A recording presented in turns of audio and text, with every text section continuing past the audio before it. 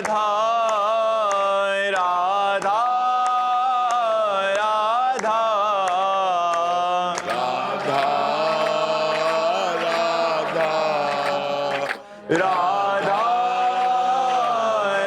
राधा। श्री राधा वल्लभ लाल की, समस्त संत हरि भक्तन की, श्री वृंदावन धाम की, सद्गुरुदेव भगवान की। निधि जी, श्री हरिवंश महाराज जी। महाराज जी, मेरा प्रश्न है कि मेरे ऐसे क्या कर्म हों कि मेरे इष्ट देव, समस्त संतजन, सभी हरि भक्त, सभी देवता ये शरीर त्यागने के बाद मेरा इंतजार करें, मुझसे ज्यादा उन्हें मुझसे मिलने की इच्छा हो। चाहत तो बहुत जोर की है, खूब तपस्या और भजन, ब्रह्मचर्य रूपी तपस्या और नाम जप रूपी भजन, दो साधन पकड़ लो, सबसे ऊपर निकल जाओगे। आजीवन ब्रह्मचारी और निरंतर भजन, तब ये बात होती कि सब देवता, सब महापुरुष उसका इंतजार करते हैं।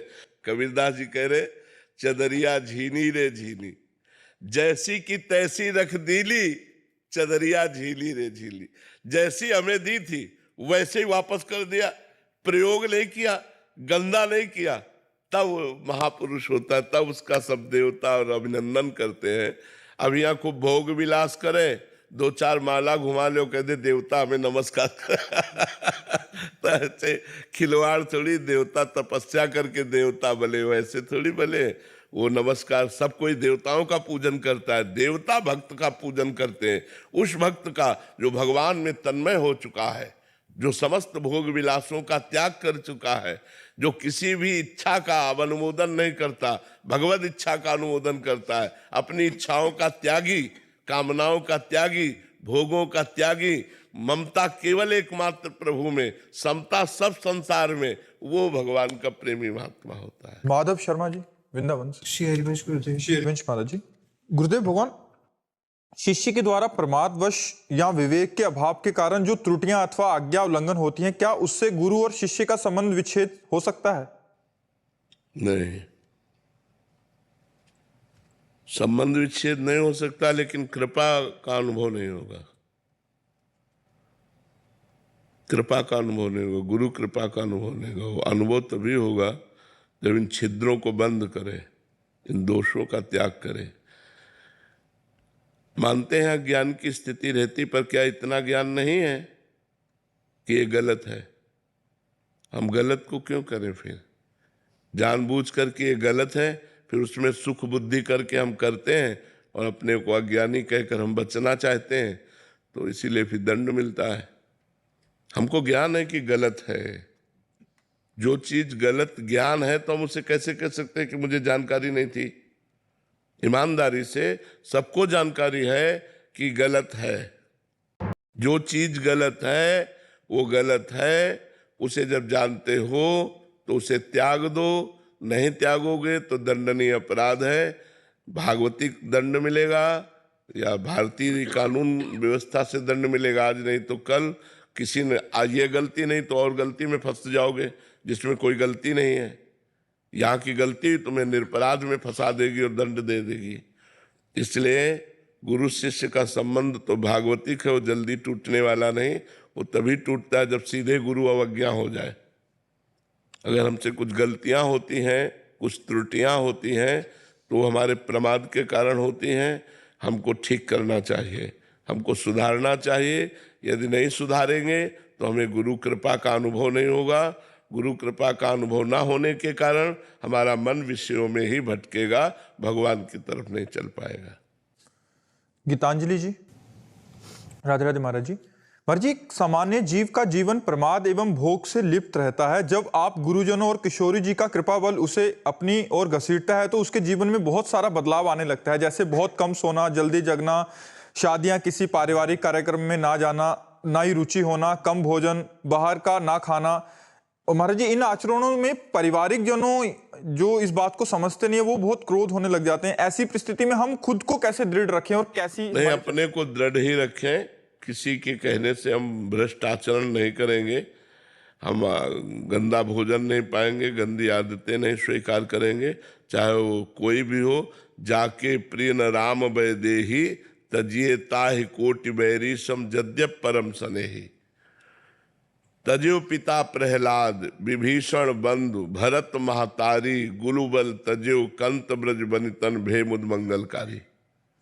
परमार्थ के लिए हम सबका त्याग कर सकते हैं। यदि कोई हमें जबरदस्ती भ्रष्ट आचरण कराना चाहे, भ्रष्ट भोजन पवाना चाहे, तो हम नहीं कर सकते, भले उससे संबंध टूट जाए। वो नाराज होता रहे, हम मौन रहेंगे, चुपचाप सुनेंगे, लेकिन करेंगे वही जो हमें परमार्थ में करना है।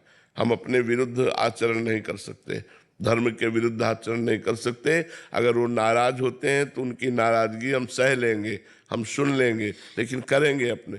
5 वर्ष के बालक प्रहलाद जी हैं और त्रिभुवन पति पद पर बैठा हुआ हिरण्यकश्यप है, एक बात भी नहीं उनकी मानी, अपने हरि के मार्ग की बात पुष्ट की, तो भगवान को नरसिंहावतार लेना पड़ा। बालक प्रहलाद जी के लिए सर्वशक्तिमान भगवान को नरसिंहावतार लेना पड़ा।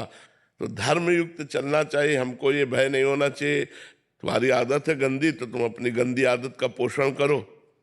हम सत्संग सुन चुके हैं, अब हम गलत आचरण नहीं करेंगे। आप मानो या न मानो, हम धर्म से चलेंगे और अपना जीवन भगवान के आश्रित व्यतीत करेंगे। भगवान सब देने वाले हैं, वो तो निहाल कर देते हैं। संगीता जी दिल्ली से। राधे राधे राधे महाराज जी। महाराज जी, पिछले 2 वर्षों से हमारे माता पिता का देहांत होने पर हमने माता जी का वार्षिक श्राद्ध वैदिक पद्धति से संपन्न किया और अब पिताजी का प्रथम वार्षिक श्राद्ध करने जा रहे हैं। महाराज जी, आपका पूछना है कि जीवात्मा के कल्याण के लिए श्रीमद् भागवत जी का मूल पाठ करवाया, बट क्या एक बार कराना है या आगे भी कराते रहें आगामी वर्ष? अगर पैसा है तो करवाते रहिए, तो मंगलमय है, लेकिन एक बार ही पर्याप्त है। एक बार के ही श्रीमद् भागवत के पाठ से जीव का कल्याण हो जाता है। जो मृत जीव है, जिसका शरीर छूट चुका है, वो जहाँ भी होगा उसका कल्याण हो जाएगा। श्राद्ध आदि जो आप कर रहे हैं सब उसके मंगल के लिए, और जहाँ भी होगा उसका मंगल होगा। आशीष पारिक जी। श्री हरिवंश। राधे राधे महाराज जी। महाराज जी, क्या वचन की शरणागति से हमें सहचरी भाव की प्राप्ति होगी अगर हम बुरे कर्म ना करें और अपने कर्तव्य कर्म का पालन करें? पर सहचरी भाव का मंत्र न होना चाहिए ना, नहीं तो स्वरूप का कैसे बोध होगा? सहचरी स्वरूप का बोध वो तो मंत्र कराएगा जो आचार्य परंपरा से आता है। वाचिक शरणागति से, भगवान नाम जप से, कुकर्मों के त्याग से आपका कल्याण हो जाएगा, लेकिन आप सहचरी थोड़ी बन जाएंगे। सहचरी बनने के लिए सहचरी पद प्रदान करने वाला मंत्र होना चाहिए, तभी तो आचार्य के रूप में सहचरियां प्रकट हुई हैं और वो मंत्र प्रदान करती है। उसी मंत्र बल से सहचरी भाव का प्रादुर्भाव होता है। कल्याण हो जाएगा, ऐसे सहचरी थोड़ी बन जाओगे। सहचरी बनने के लिए, सहचरी पद प्राप्त करने के लिए जो आचार्य ने मंत्र दिया है, गुरु परंपरा से आता है, वो जब तक नहीं मिलेगा, उसका अनुष्ठान नहीं होगा, तब तक सहचरी भाव की भावना नहीं बनेगी। पुरुष भावना, स्त्री भावना ये मिट जाए, बनिता पुरुष भाव मिट जाए, सेवै ललितादिक के भाई। स्त्री और पुरुष का भाव मिट करके सहचरी भाव, चिदानंदमय भाव, वो आता है मंत्र से। जब गुरु की शरण में होकर रसिकों के संग में उनकी जूठन खाए, उनकी चरण रज सेवन करे, उनका संग करे और खूब मंत्र जप करे, वृंदावन धाम की कृपा मनावे, तब सहचरी भाव। प्रथम भाव तन अपवपुजु करत अलंकृत, वो भाव बदल गया, भाव में डूबा हुआ देख रहा है अपने को नित्य किशोरी के रूप में, नित्य सहचरी और प्रियाजू के समीप वो है। अब अपने शरीर का भाव भूल गया, पांचों भूले देह सुधि, देह में मैं पुरुष हूं, मैं स्त्री हूं, ये भाव भूल गया और सहचरी भाव में मगन है। ये मंत्र की महिमा होगी, आचार्य की कृपा की महिमा होगी। महामंडलेश्वर श्री यमुनापुरी जी महाराज। महाराज जी का प्रश्न है, आप कह रहे हैं कि होए भजन ना तामस देहा। महाराज जी, मेरे जैसे जीव ना भजन ही किया, यज्ञ तप कुछ भी नहीं और किसी में रुचि भी नहीं है, तो ऐसे में कल्याण का क्या साधन है महाराज जी? जो साधन है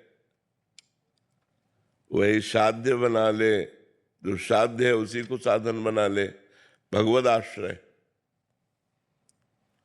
अगर हमारा भगवद आश्रय पुष्ट हो जाए, भक्ति मार्ग भगवद आश्रय पुष्ट हो जाए, तो हम जिसके आश्रित रहते हैं हमारा स्वाभाविक चिंतन होता है। जैसे हम शरीर के आश्रित हैं इस समय, तो हमारा इंद्रिय विलास, मनोविलास, बुद्धि विलास यही चलता रहता है। जागतिक सर्व में वो समिट नहीं पाता है। अगर समिट के अपने देह भाव को त्याग सके तो उसे कुछ करने की फिर और जरूरत नहीं है। वो परमात्मा स्वरूप है। जो अपने स्वरूप को जान जाता है वो ब्रह्म स्वरूप हो जाता है, क्योंकि ब्रह्म स्वरूप ही है। कुछ करने की जरूरत नहीं है, बस जो किया है उसे त्यागने की जरूरत है।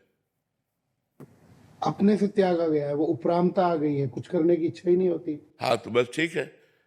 अब बस ये कुछ करने की इच्छा नहीं होनी चाहिए। कुछ भी, न सत न असत, न सत न असत, कुछ भी करने, क्योंकि हमारा जो स्वरूप है वो निष्क्रिय है। जब हम अपने स्वरूप में स्थित हो जाते हैं तो फिर होता है, जो हो रहा है वो गुणानुगुण वर्तन्ते मनुष्या पार्थ सर्वसा। स्वयं कर्ता और भोक्ता भाव रहित हो जाने पर वो आत्मस्वरूप में स्थित महापुरुष मुक्तावस्था को प्राप्त हो जाता है। पर स्थिति यह है कि कुछ भी करने की इच्छा नहीं होनी चाहिए। जैसे एकांत में रखा हुआ दीपक, जो वायु प्रवाह रहित स्थान है, उस एकांत में रखा हुआ दीपक की लौ स्पंदन रहित रहती है। ऐसे अंतःकरण की स्थिति होनी चाहिए। बुद्धि, मन, चित्त, अहंकार चारों स्पंदन रहित। अहंकार में कोई कर्ता, सर्वारंभ परित्यागी, किसी भी कार्य का संकल्प नहीं मन में, अहंकार की कोई स्फुरणा नहीं, बुद्धि का एकमात्र आत्मनिश्चय, चित्त का चिंतन रहित हो जाना।